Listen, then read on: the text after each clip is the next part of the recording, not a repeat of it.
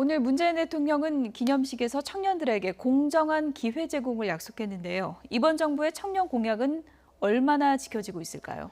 19대 대선 당시 문재인 대통령이 내걸었던 청년 공약들 얼마나 이행되고 있는지 나연수 기자가 짚어봤습니다.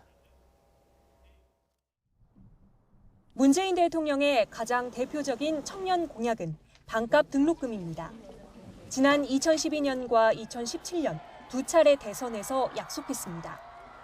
하지만 4년제 대학의 평균 등록금은 2016년 662만 원에서 올해 671만 원으로 문 대통령 취임 이후에도 꾸준히 올랐습니다.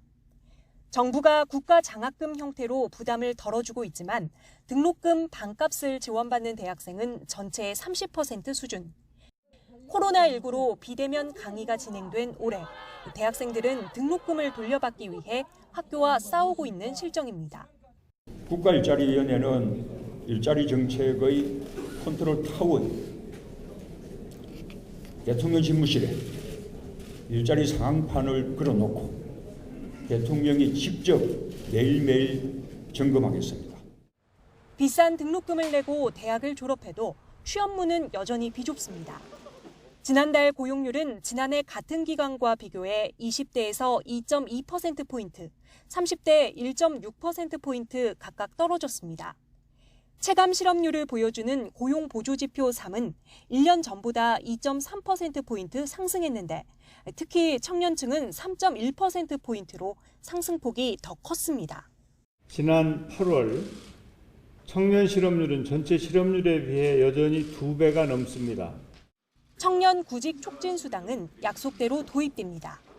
이번 2차 재난지원금에도 청년 구직 지원금 항목이 있고 내년부터는 저소득 청년 구직자에게 구직 촉진 수당을 월 50만 원씩 최장 6개월 지급하기로 입법 예고된 상태입니다.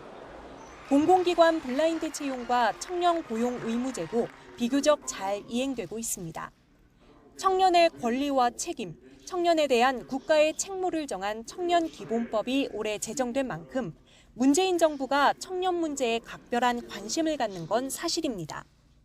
하지만 지난주 문 대통령 국정수행 긍정평가에서 20대 청년층이 모든 연령대 가운데 가장 낮은 점수를 준 것은 정부 정책에 시사하는 바가 큽니다. 평등과 공정, 정의를 기치로 출범한 정부이니만큼 대통령 참모와 고위공직자가 자녀나 부동산 문제로 물의를 빚을 때마다 청년이 느끼는 배신감이 더 큰 것도 뼈아픈 부분입니다. YTN 나연수입니다.